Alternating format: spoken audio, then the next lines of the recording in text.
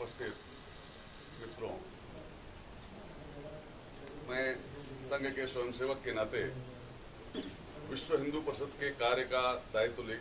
वर्तमान में निर्वाह कर रहा हूँ। परिषद का परिचय हुआ है, इसलिए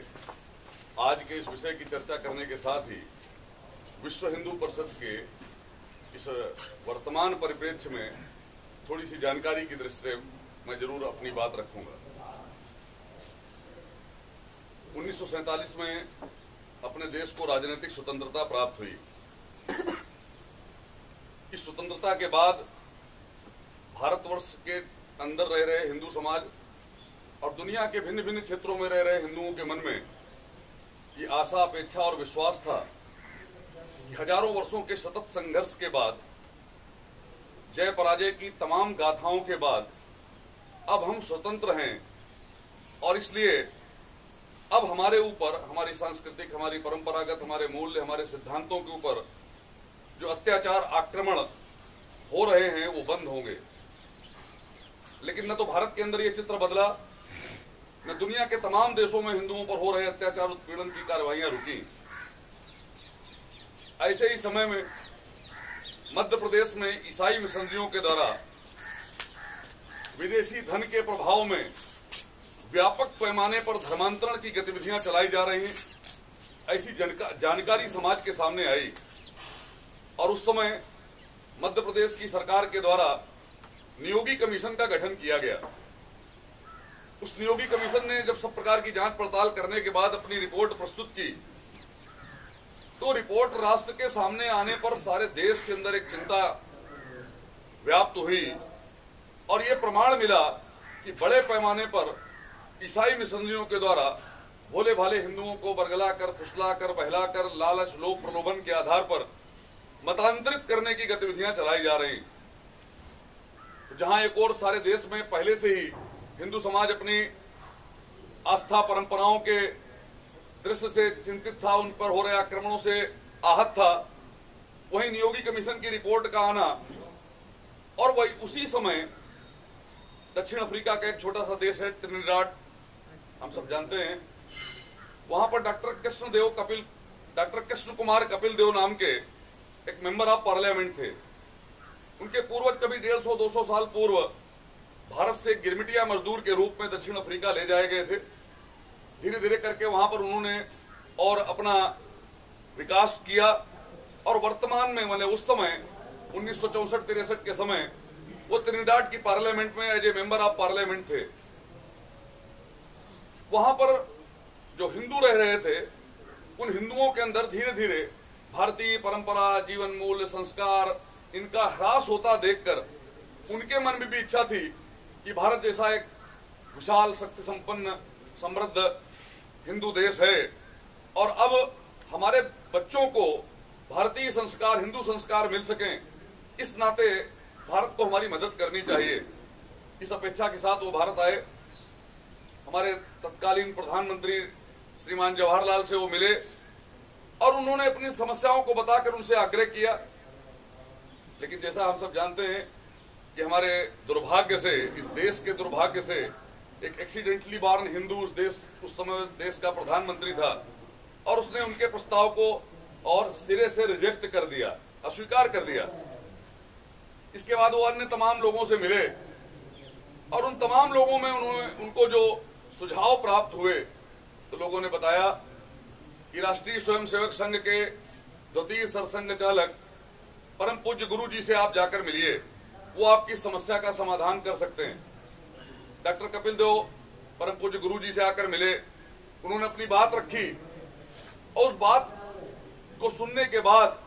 उसके तात्कालिक समाधान का प्रबंध तो गुरुजी ने किया, लेकिन उसका स्थायी और व्यापक समाधान हो सके, केवल त्रिनिदाद ही नहीं, दुनिया के समस्त देश और भारत के समस्त क्षेत्रों के अंदर यह जो हिंदू व्याकुलता मन में व्याप्त हुई है कि किस प्रकार से हिंदू वहां पर निर्वाह कर रहा है, तो उसकी दृष्टि से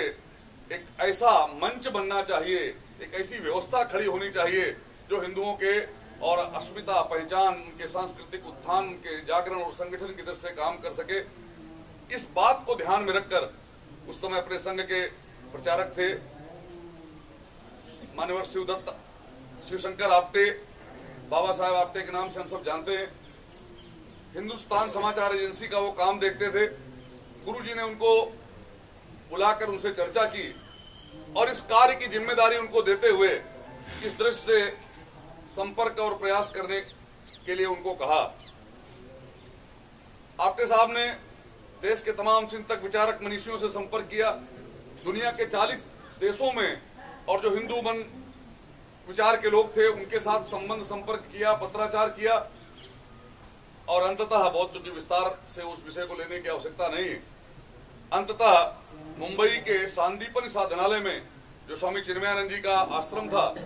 उस सांदीपनि साधनालय में 29-30 अगस्त 1964 भगवान श्री कृष्ण के प्राकट्य दिवस जन्माष्टमी के अवसर पर इस देश के तमाम पूज्य धर्माचार्य जो हिंदुस्तान में जन्म लेने वाले समस्त मतपंथ संप्रदायों का प्रतिनिधित्व करते थे, जैन संप्रदाय के प्रमुख सुशील मुनि जी महाराज, सिख संप्रदाय के प्रमुख ज्ञानी भूपेंद्र सिंह, मास्टर तारा सिंह, संत तुकड़ो जी महाराज, उडुपी के जगत गुरु मध्वाचार्य पूज्य स्वामी विश्वेश तीर्थ जी महाराज, दो शंकराचार्य, गायत्री गीता प्रेस के संस्थापक पूज्य हनुमान प्रसाद जी पोद्दार, ऐसे तमाम धर्माचार्य और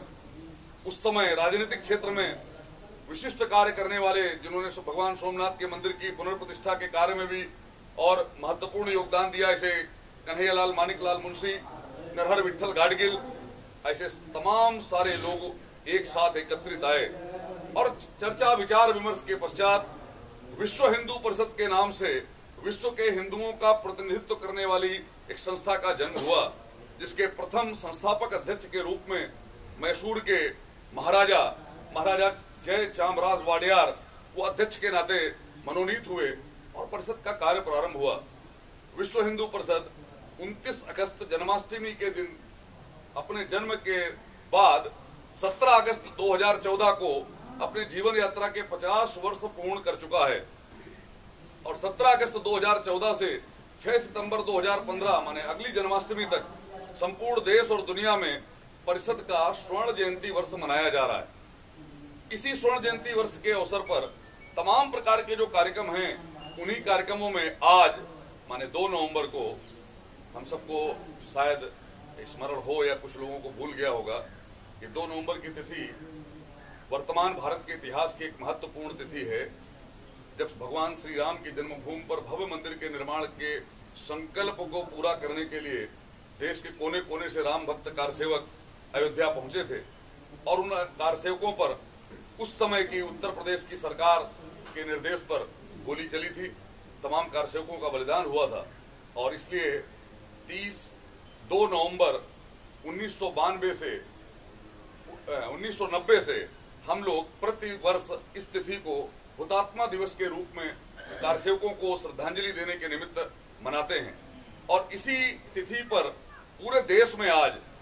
1000 के करीब स्थानों पर रक्तदान के शिविर आयोजित हैं।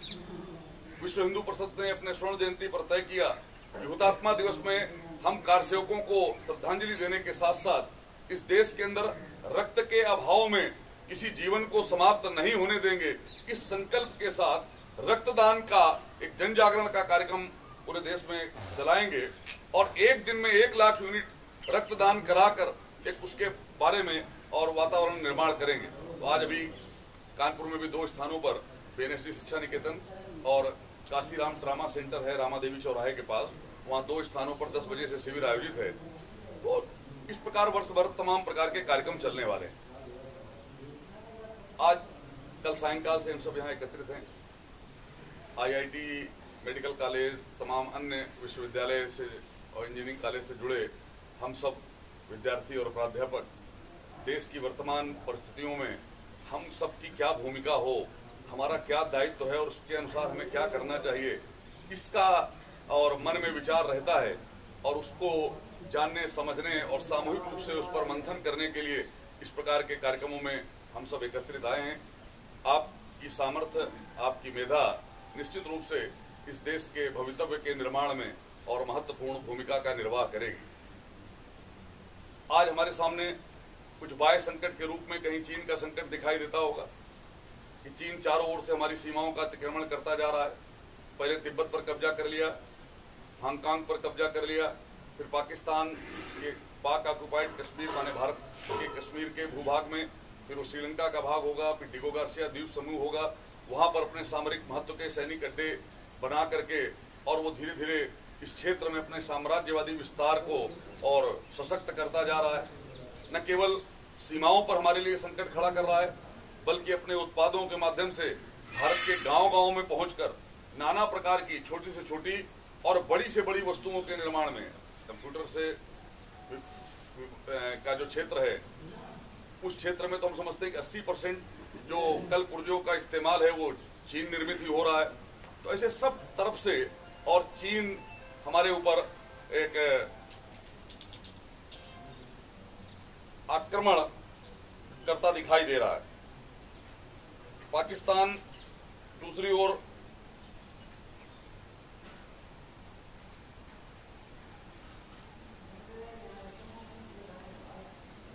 पाकिस्तान की ओर से भी, बांग्लादेश की ओर से भी लगातार हमारे देश पर और भिन्न भिन्न स्वरूपों में आक्रमण होते हैं। कुछ सीमा पर आक्रमण हैं, उनको भी हम देखते हैं, और उस सीमा के आक्रमण के साथ साथ देश के अंदर गांव-गांव तक पहुंचकर या इस्लाम की जो जिहादी मनोवृत्ति है वो इस देश के अंदर अशांति, आतंक और अत्याचार करती दिखाई देती है। कई बार सतही विचार करने पर हमें लगता है कि ये पाकिस्तान का संकट है, ये बांग्लादेश का संकट है। आज पाकिस्तान नहीं होता, आज बांग्लादेश नहीं होता तो शायद इस प्रकार की समस्याएं इस देश में नहीं होती। जबकि वास्तविकता ये है कि संकट ये केवल सीमाओं का संकट नहीं, ये इस्लाम के जिहादी मनोवृत्ति का संकट है, जो ये तय करता है कि इस्लाम के मानने वालों के अतिरिक्त इस दुनिया में किसी को रहने का अधिकार नहीं है। और इस सोच के साथ हिंदू समाज को वो काफिर मानकर इन काफिरों को समाप्त कर या मतांतरित करने के उद्देश्य लक्ष्य को लेकर वो अपना काम कर रहे हैं, वो संकट दिखाई देता है। और उन्हीं के कारण फिर चाहे वो इंडियन मुजाहिदीन हो या सिमी हो या अन्य तमाम प्रकार के देश के अंदर काम करने वाले आतंकवादी संगठन या दुनिया में काम करने वाले अलकायदा और IS जैसे आतंकवादी संगठन, वो सब भी भारत की ओर कुदृष्टि रखकर और भारत को के अस्तित्व को समाप्त करने के लिए काम करते दिखाई देते हैं। इन सब संकटों का विचार करते समय हमें अपने इतिहास का और व्यापक दृश्य से और अध्ययन विचार करना चाहिए, जिससे इन समस्याओं के मूल को हम खोज सकें। तो मुझे लगता है कि जब हम इस प्रकार की समस्याओं का विचार करते हैं तो अपने देश के इतिहास को 4 हिस्सों में बांटकर देखना चाहिए। पहला 712 ईस्वी के पूर्व, दूसरा 712 से लेकर 1947, तीसरा 1947 से लेकर के 2014 की मई, और अब इस वर्तमान में 2014 मई के बाद से। तो 712 के पूर्व का इतिहास जब हम विचार करते हैं तो हमें ध्यान में आता है कि भारत दुनिया का सबसे प्राचीनतम देश है। इस देश की संस्कृति, इस देश की सभ्यता, इस देश की परंपराएं इस संपूर्ण विश्व को शांति, सौहार्द, सहअस्तित्व का मार्गदर्शन करने की सामर्थ्य रखती थी। भारत केवल आध्यात्मिक आधार पर ही नहीं तो भौतिक आधार पर भी और सारे विश्व को मार्गदर्शन करने की सामर्थ्य रखता था। हम में से तमाम विज्ञान से जुड़े लोग हैं, वैज्ञानिक प्रगति के लिए काम करते हुए दिखाई देते हैं, लेकिन आज की जो वैज्ञानिक प्रगति है यह केवल भौतिक प्रगति का मार्ग प्रशस्त करती है, जबकि हमारे पूर्वजों ने यह उद्घोष किया कि ये तो अभ्युदय निश्रेयस सिद्धि सधर्मः, जहां अभ्युदय और निश्रेयस, भौतिक और आध्यात्मिक दोनों प्रगति समन्वित रूप से होती हैं, वह धर्म है। महर्षि कणाद के इन विचारों के आधार पर भारतीय वैज्ञानिक युग का और विकास हुआ और हमने अपनी वैज्ञानिक प्रगति के आधार पर संपूर्ण दुनिया को सुख, शांति और सौहार्द का मार्ग दिखाने का काम किया। हमने कहीं से भी कोई ऐसा और माध्यम नहीं बनाया, कोई ऐसी चीज नहीं निर्माण की कि जिसके माध्यम से हम विश्व के इस शांति सौहार्द को कहीं खतरा बना सकते हो। आज की तमाम बातों से जहां एक और सुख सुविधा के साधन बढ़ रहे हैं, वहीं दूसरी ओर तमाम विनाश के कगार पर दुनिया पहुंचती चली जा रही है। एक कार्यक्रम में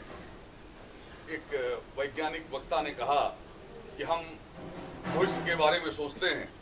और हम ये विचार कर रहे हैं कि आज से 80-100 साल बाद जब कोयला समाप्त हो जाएगा तो कोयले को ऊर्जा के रूप में हम आज प्रयोग करते हैं, कोयले के न रहने पर ऊर्जा का कौन सा दूसरा ऐसा स्रोत होगा जो कोयले की कमी को पूरा कर सके, उसके बारे में हम आज से विचार करना प्रारंभ करते हैं ताकि हम समय रहते उसके बारे में पूरा प्रबंध कर सकें। उसी कार्यक्रम में एक संत थे, उनका उद्बोधन उन वैज्ञानिक महोदय के बाद हुआ, तो उन्होंने कहा ये ठीक है कि विज्ञान आज से 80-100 साल बाद के बारे में विचार करता है, उस समय की आवश्यकताओं को ध्यान में रख करके आज से वो चिंतित है, उसके विकल्प का विचार कर रहा है, लेकिन इसके साथ ही आज के वैज्ञानिकों को ये भी विचार करना चाहिए कि 80-100 साल बाद जब उनके इन विकास कार्यक्रमों के कारण कोयला भले समाप्त हो जाए, लेकिन सारी दुनिया कोयले के ढेर में परिवर्तित हो चुकी होगी, तो उस कोयले को जलाने वाला कौन बचेगा? उस कोयले से अग्नि प्रज्वलित करने वाला कोई बचेगा? तो इस दृष्टि से अगर हम विचार करते हैं तो भारत का इतिहास ये बताता है कि जब जर्मनी जैसे आज के विज्ञान की दृष्टि से विकसित देश वो सब प्रकार से असभ्य थे, पहनने के लिए कपड़े तक उनके पास उपलब्ध नहीं थे, ऐसे समय में भारत विज्ञान की प्रगति के चरमोत्कर्ष पर था। सभी क्षेत्रों में अगर हम विचार करते हैं तो चाहे वो धातु विज्ञान का विषय हो, पेंट तकनीकी का विषय हो, विमान विद्या का विषय हो, नौका का विषय हो या खगोल शास्त्र का विषय हो, काल गणना का विषय हो, तो सभी क्षेत्रों में हम प्रगति के शिखर पर थे। और उसका प्रमाण है कि 18वीं सदी में जब हम हजारों वर्षों तक विदेशी आक्रमणकारियों के साथ संघर्ष करते हुए लुटते पिटते रहे, फिर भी हम दुनिया के सबसे स्त्री संपन्न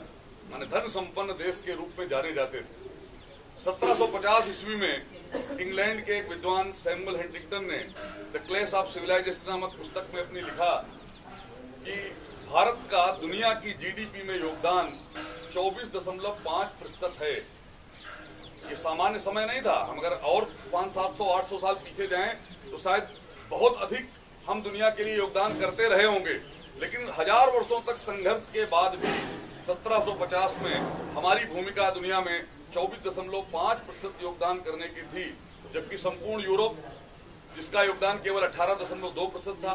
संपूर्ण रसा जो केवल 5% दुनिया को योगदान करता था, माने संपूर्ण रसा और संपूर्ण यूरोप से भी अधिक योगदान अकेले भारत का उस समय था। ऐसा भी हम जानते हैं कि दुनिया के तमाम देशों से विद्यार्थी विद्या अध्ययन के लिए भारत आते थे। नालंदा, तक्षशिला, विक्रमशिला के विश्वविद्यालय, जहां पर हजारों की संख्या में आचार्य हुआ करते थे, विद्यार्थियों की संख्या का हम आकलन कर सकते हैं, और वहां पर सब प्रकार की उन्नत शिक्षा देने की व्यवस्था थी।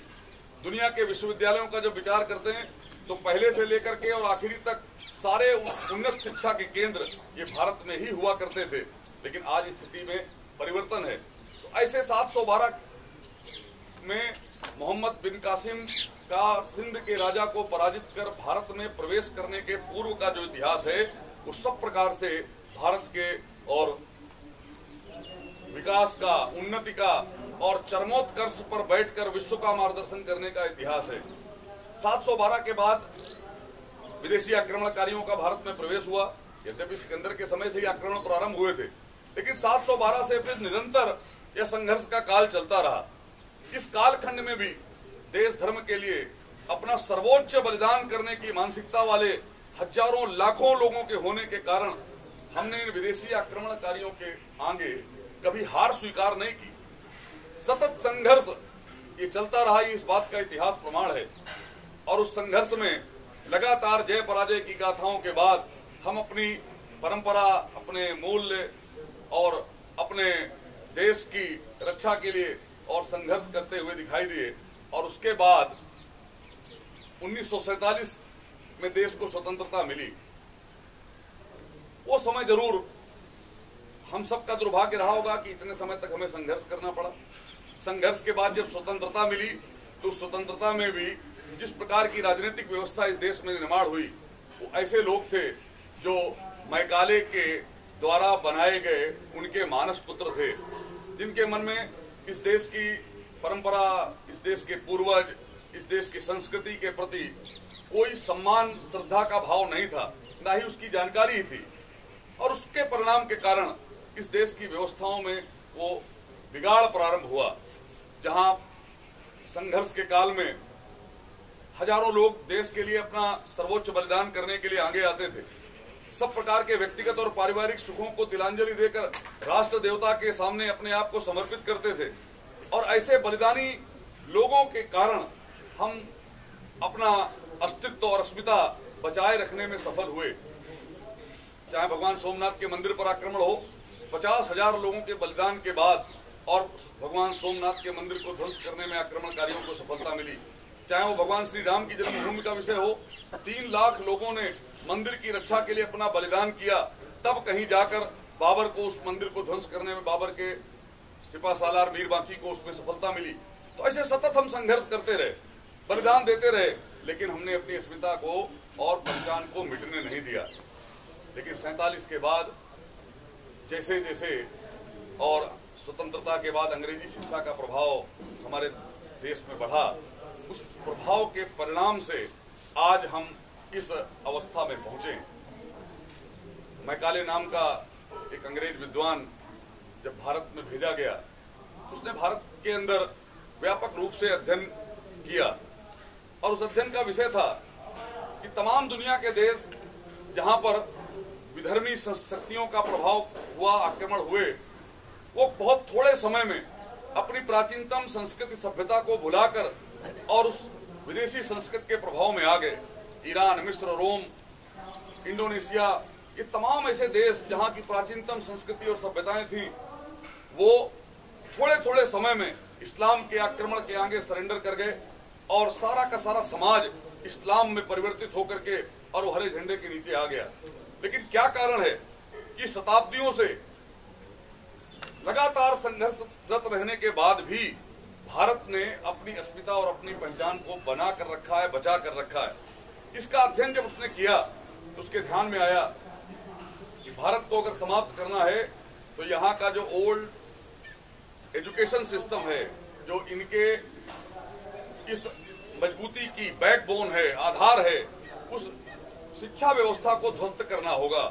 जब तक भारत की शिक्षा और संस्कार व्यवस्था को हम ध्वस्त नहीं करेंगे, तब तक इस देश को पराजित करना ये संभव नहीं होगा। और इस उद्देश्य से भारतीय शिक्षा पद्धति को और धीरे धीरे समाप्त कर अंग्रेजी शिक्षा पद्धति का प्रचार प्रसार इस देश में प्रारंभ हुआ। आज भी अगर अंग्रेजों के आंकड़ों का ही हम अध्ययन करें तो चाहे कलकत्ता प्रेसिडेंसी हो, मुंबई प्रेसिडेंसी हो, चेन्नई प्रेसिडेंसी हो, ये उदाहरण मिलते हैं, प्रमाण मिलते हैं कि प्रत्येक 400 की आबादी पर एक विद्यालय हुआ करता था। गांव-गांव के अंदर, छोटे छोटे गांवों में भी शिक्षा की संपूर्ण व्यवस्था हुआ करती थी। आज भी वो व्यवस्था हमें दिखाई नहीं देती, लेकिन धीरे धीरे वह शिक्षा पद्धति समाप्त करने का प्रयत्न हुआ और अंग्रेजी शिक्षा पद्धति का प्रचार प्रसार और प्रभाव बढ़ता गया। उसके कारण से और हम आज इस अवस्था में पहुंचे हैं। नेहरू के नेतृत्व में भारत में सरकार बनी, वामपंथी विचारधारा के लोगों को इस देश की शिक्षा और संस्कार व्यवस्था सौंप दी गई, जो धर्म को अफीम मानते थे, जिनके मन में भारत के इस हिंदू स्वरूप को नष्ट करने का सोच और भाव था। उसके कारण दिन प्रतिदिन इस देश का पतन होता चला गया और जो शिक्षा हमें मिली उसने हमारे जीवन के अंदर राष्ट्रीय हित, सामाजिक हित, धार्मिक हित, इनको एक किनारे करके व्यक्तिगत हितों को और बढ़ाने का काम किया। हमने केवल अपने कैरियर को अपने जीवन का उद्देश्य बना लिया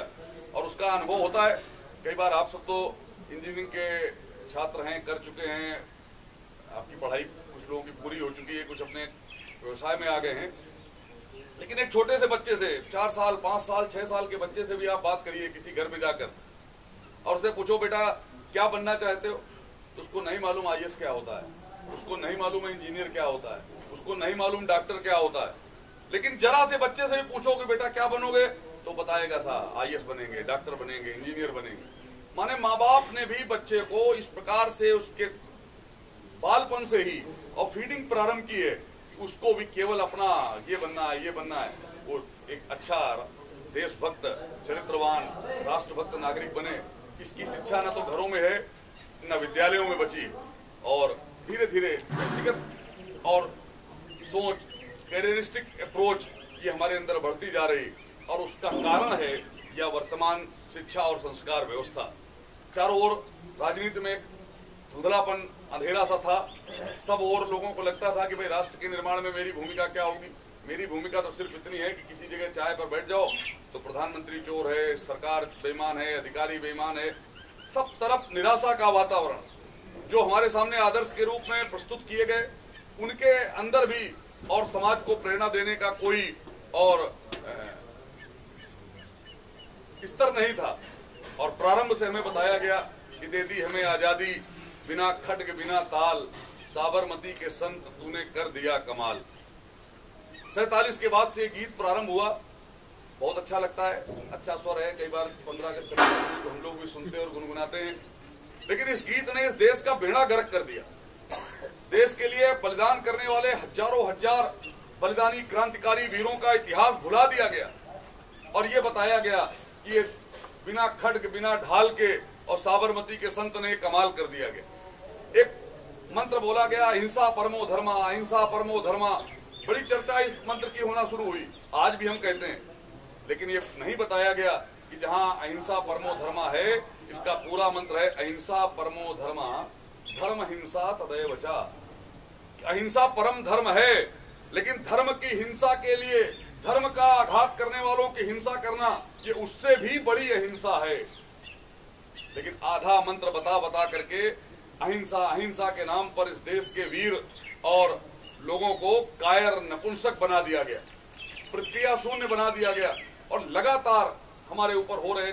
आक्रमणों को हम बर्दाश्त करते हैं। उस सेकुलरिज्म के एनेस्थीसिया के प्रभाव में भारत जो धर्म भीरु धर्म प्राण देश है, उस धर्म प्राण देश में धर्मनिरपेक्षता का नारा दे दिया। पंथ निरपेक्ष होना ये हिंदू का ही स्वभाव है, क्योंकि हिंदू ने दुनिया के तमाम मत पंथ संप्रदाय के लोगों को अपने देश में न केवल शरण दी, बल्कि उनको सब प्रकार की आजादी, स्वतंत्रता और सहयोग प्रदान किया। ये हमारे स्वभाव का अंग है। लेकिन धर्मनिरपेक्षता के नाम पर अधर्म सापेक्ष समाज निर्माण करने के संकल्प के साथ जो राजनीति इस देश में चलती आई है, उस राजनीति ने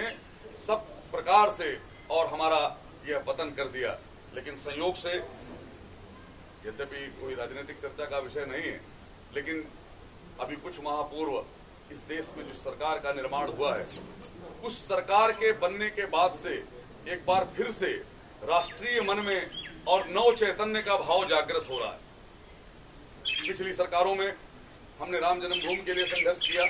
हमने राम सेतु को बचाने के लिए संघर्ष किया। राम सेतु केवल भगवान राम के द्वारा निर्माण की गई दुनिया के लिए कोई अद्वितीय, अविस्मरणीय, अद्भुत धरोहर नहीं है, बल्कि वो सब प्रकार से, और वह पर्यावरण की दृष्टि से, सुरक्षा की दृष्टि से, सामरिक दृष्टि से, जल जीवों की दृष्टि से, थोरियम जैसे और पदार्थ की उपलब्धता की दृष्टि से, सब दृष्टि से वो महत्वपूर्ण होते हुए भी उसके नाम के साथ राम का नाम जुड़ा है, इसलिए उसका समाप्त होना चाहिए। सरकार ने प्रयत्न किया, हम सब लोग उसके लिए संघर्ष आंदोलन करते रहे। इस सरकार के बनने के बाद राम सेतु नहीं टूटेगा, सेतु समुद्रम परियोजना के लिए कोई वैकल्पिक मार्ग का प्रबंध होगा, ऐसा सरकार ने निर्णय लिया। कभी सच्चर कमेटी के नाम पर, कभी रंगनाथ कमीशन के नाम पर इस देश के दलित समाज को संवैधानिक सुविधा जो संविधान के आधार पर मिली है, इस देश के पिछड़े वर्ग को संवैधानिक सुविधा आरक्षण के नाम पर जो संविधान ने दी, उस पर कुठाराघात करते हुए, उस पर आक्रमण करते हुए और दलित कन्वर्टेड क्रिश्चियंस और मुसलमानों को दलितों के कोटे